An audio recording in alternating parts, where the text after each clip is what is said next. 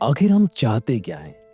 क्योंकि सच्ची बात तो ये है कि हम जो चाहें वो कर सकते हैं, जो चाहें वो क्रिएट कर सकते हैं, जो चाहें वो मैनिफेस्ट कर सकते हैं, लेकिन हम क्या चाहेंगे ये हम नहीं चाह सकते।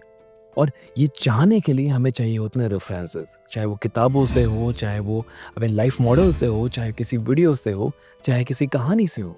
कोई रोल मॉडल हमारे पास होना चाहिए, चाहे वो रोल मॉडल कोई इंसान हो, कोई इंसिडेंस हो, कोई फलसफा हो, कोई मैथोलॉजी हो। उससे हम और हमारा ब्रेन रेफरेंसेस लेता है और हम वो बनने की या बनाने की कोशिश करते हैं। तो हम चाहते क्या है, असल में हमें क्या मिलना चाहिए, हम क्या बनाना चाहते हैं, इस पर आज हम चर्चा करने वाले हैं। नमस्ते है जी, मैं हूं मयंक धैर्यवान, आपका अपना हैप्पी वाला हीलर। दोस्तों, हम यहाँ हील करना सीखते हैं अपने रिश्तों को और समझते हैं यूनिवर्स के साइन को, क्योंकि ऐसा करके ही हम अपनी लाइफ में सही तरीके से ग्रो कर पाते हैं। तो हम क्या चाहते हैं ये कैसे पता करें? देखो यार, सबसे पहली बात, जब भी आप चाहते हो, जब भी आप एक्चुअली में चाहते हो कि आप क्या चाहते हो ये जानना, तो सबसे पहले कट आउट हो जाओ, हर रेफरेंसेस से कट आउट हो जाओ। टीवी सीरियल मत देखो, कोई मूवी मत देखो। आपने कभी नोटिस किया होगा ना कि आपने बैटमैन की मूवी देखी और कुछ दिन आपको उसका भूत सवार है शाहरुख खान की कोई बहुत हिट मूवी देखी, या अभी मिशन इम्पॉसिबल आया हुआ है वो देखने के बाद आपको लगा कि टॉम क्रूज जैसा तो होना है हमें, 60 की उम्र में भी क्या एनर्जी है, तो ये तो हमें क्रिएट करना है। तो इस तरह मैं ये नहीं बोल रहा हूँ कि ये गलत है, बहुत सही है, लेकिन सारे रेफरेंसेस से पहले कटो। क्योंकि रिश्ते में और लाइफ में हमें ये बहुत ज़रूरी है कि हम अंदर से क्या चाहते हैं, अंदर से क्या मांगना चाहते हैं, हमारी असली डिमांड क्या है।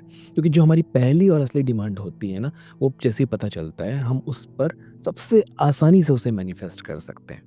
कई बार ऐसा होता है कि हम अपने पार्टनर से क्या चाहते हैं, अपने सोलमेट, ट्विन फ्लेम या हमारे कार्मिक पार्टनर से हम क्या चाहते हैं, क्या है हमारी असली डिमांड। क्या हम उनसे आज़ादी चाहते हैं? क्या हम चाहते हैं वो हमें कंट्रोल करें? क्या हम चाहते हैं वो हमें डोमिनेट करें? क्या वो हमारी केयर करें? क्या वो हमें सिर्फ प्यार करें? क्या वो हमारे खर्चे उठाएं? क्या वो हमें बच्चों की तरह केयर करें, या हमें अपने सर आंखों पर बैठाकर बहुत ज़्यादा इज्जत दें? क्योंकि हम कंफ्यूज होते हैं और कंफ्यूज होने की वजह से ही रिलेशनशिप अक्सर खराब दिशा में चला जाता है। तो जैसा कि मैंने कहा, सबसे पहले सारे रेफरेंसेस से अपने आप को कट करो। मैं ये नहीं बोल रहा हूँ कि आप मत देखो, जो चल रहा है उसे ऑब्जर्व करो, देखो, और सबसे अपने आप को कट करो। कैसे? जब भी आप ये डिसाइड करेंगे ना कि कट करना है अपने आप को, तो कट होगा। मतलब कि जो है उसे सिर्फ आप ऑब्जर्व कर रहे हो, उसे अपने अंदर घुसपैठ करने नहीं दे रहे हो। जब भी कोई रेफरेंस आपके अंदर घुसपैठ करेगा, आपकी ऑरा के भीतर आएगा, वो खराब कर सकता है। अच्छा हुआ तो बहुत अच्छी बात है, लेकिन क्योंकि ऑरा का जो 7 लेयर है वो तो छेद हो गया ना। तो अगर अच्छी चीज आ सकती है आपकी चॉइस से, लेकिन ऑरा में वो छेद हो गया है, तो बुरी चीजें भी आ सकती है। तो आपको ऑरा का वो 7 लेयर हमेशा क्लोज रखना है और अपनी चॉइस से, अपनी मर्जी से ऑरा का जो लॉक जहाँ पर होता है, रेकी हीलिंग में हम सीखते हैं ऑरा को लॉक करना, और वो वैसे भी लॉक होता है क्योंकि ऑरा का जो शेप है अंडाकार होता है और सहस्त्रार चक्र, क्रॉन चक्र में जा करके वो लॉक होता है। तो कोई भी चीज़ आपको चाहिए तो आपको इस तरह से आपके भीतर आना चाहिए, ठीक है? अगर आप अपनी मर्जी से कोई चीज़ को अंदर आने देंगे तो वो ऊपर से क्रॉन चक्र के अंदर से होते हुए सारे चक्रों में आपके ऑरा में प्रवेश करता है, जिससे कहीं पर भी आपके ऑरा में छेद नहीं होता। जब भी हिप्नोटिक स्टेज में हम होते हैं, जब भी हम अल्फा स्टेज में होते हैं, जब कोई एक सम्मोहन शास्त्री सम्मोहन करता या हिप्नोटिस्ट जब आपके अंदर कोई बात को डालता है, उस टाइम आपके सारा ऑरा, बिल्कुल छेद नहीं बोलेंगे, ऑरा बिल्कुल गायब हो जाता है, शांत हो जाता है, क्योंकि आप अलाउ कर देते हो। बिल्कुल सहस्रार चक्र के सामने से, क्योंकि आपने हमेशा देखा होगा कोई भी सम्मोहन करता बिल्कुल कान के पास, बिल्कुल सहस्त्रार चक्र के पास आके ही आपको सजेशन देता है। क्यों? क्योंकि आप उन्हें अलाउ कर चुके हो। हाँ, जो वशीकरण होती है वो बहुत अलग विद्या है, उसके पर भी हम चर्चा करेंगे आगे जा करके।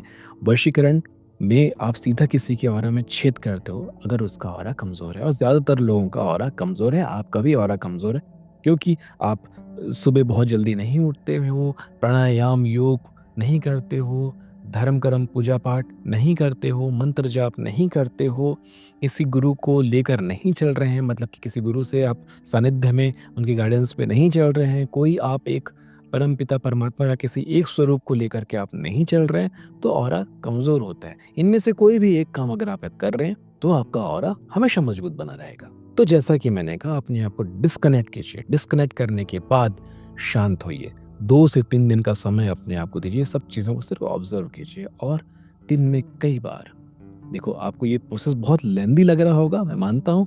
इसका एक शॉर्टकट भी है, जिसका जो शॉर्टकट मैं आपको इस पूरे प्रोसेस को बताने के बाद बताऊंगा। शॉर्टकट, ठीक है। तो आप 2 से 3 दिन अपने आप को जितना खाली समय हो सके अपने आप को खाली समय में लेकर के आइए, शांत होकर के आइए और अपने आप के साथ बैठिए।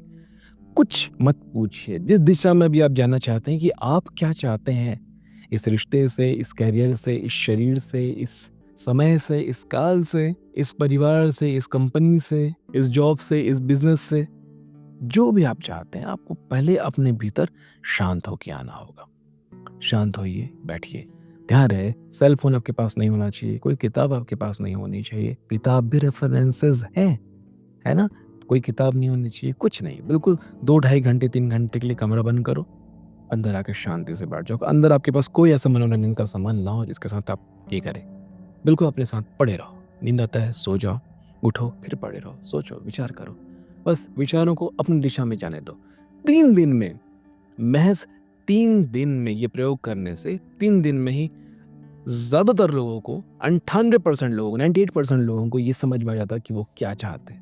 और जैसे ही उन्हें पता चल गया कि वो क्या चाहते हैं, वो क्रिएट कर पाते हैं। क्योंकि आपको आपका यूनिवर्स बताएगा, आपको अपनी अंतरात्मा बताएगी कि आपको पहली चीज क्या चाहिए। क्योंकि हर किसी की डिमांड अलग होती है। किसी को सेवा करना है, किसी को पैसा कमाना है, किसी को खाना है, किसी को सुख भोगना है, किसी को देखना है, खूबसूरत नज़ारों को देखना है, किसी को दुनिया घूमना है, किसी को एक रिश्ते में खूबसूरती चाहिए। और रिश्ते के अंदर भी क्या चाहिए, जैसे रिश्ता समझ में आ गया, रिश्ते के भीतर क्या चाहिए। हाँ, रिश्ते की भीतर क्या चाहिए, अलग अलग कॉमर्स बनेंगे, रिश्ते में ये चीज़ें चाहिए। तो अपने आप फिगर आउट कर पाते हो। बस अपने आप को ये बता दो कि आप किस दिशा में जानना चाहते हो। आपका मन उस दिशा में जाएगा और लेके आएगा। और यही टेलीपैथी है, यही टेलीपैथी है। इससे ही टेलीपैथी कहते हैं। टेलीकाइनेसिस भी इसे कह सकते हैं। लेकिन टेलीपैथी का ही 2 पार्ट है, जिसमें एक टेलीपैथी होती है और दूसरा टेलीकाइनेसिस होता है। जब किसी वस्तु पे कोई काम करते हैं तो टेलीकाइनेसिस होता है, और जब किसी विचार पे काम करते हैं तो टेलीपैथी होता है। तो दोनों टेलीपैथी ही है ना। तो परेशान नहीं होना।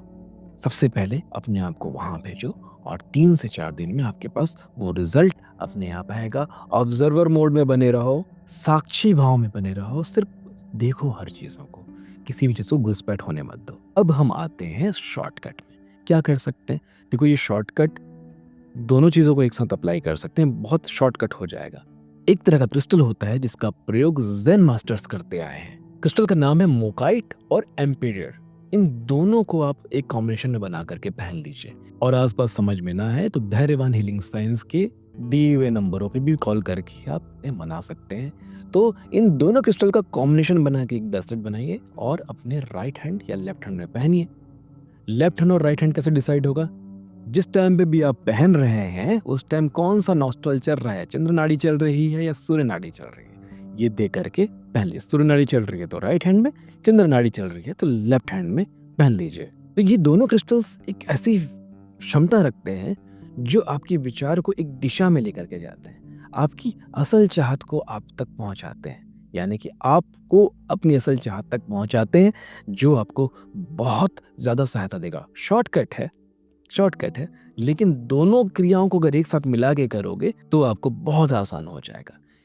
और जो मैंने ये पूरा रिचुअल आपको बताया, 2 से 3-4 दिन का जो रिचुअल बताया, अगर इस तरह के क्रिस्टल्स को आप पहन लो तो आपको वो करने के लिए बल मिलता है, वो करने के लिए एक फोर्स मिलता है। और ना केवल आप रिश्तों के बारे में, आप लाइफ में भी बहुत कुछ जानना चाहते हो ना, कि कौन सा करियर, कौन सी अपॉर्चुनिटी, कौन सी कंपनी ज्वाइन करूं, लाइफ में क्या करूं, कैसे करूं, क्यों करूं, इन सारी चीज़ों को समझने के लिए ये दोनों क्रिस्टल्स बहुत काम आते हैं। हमारे दूसरे चैनल धैर्यवान हीलिंग साइंस में, जहाँ ऑकल्ट साइंस की ही चर्चा होती है, वहाँ बच्चों को, नए दिशा में जाने वाले जो यंगस्टर्स हैं, उनको ये पहनाया जाता है।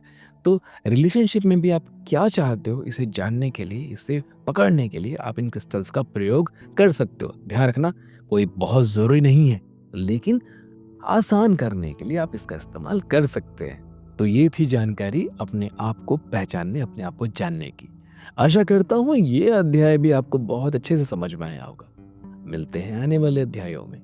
तब तक के लिए नमस्ते है जी।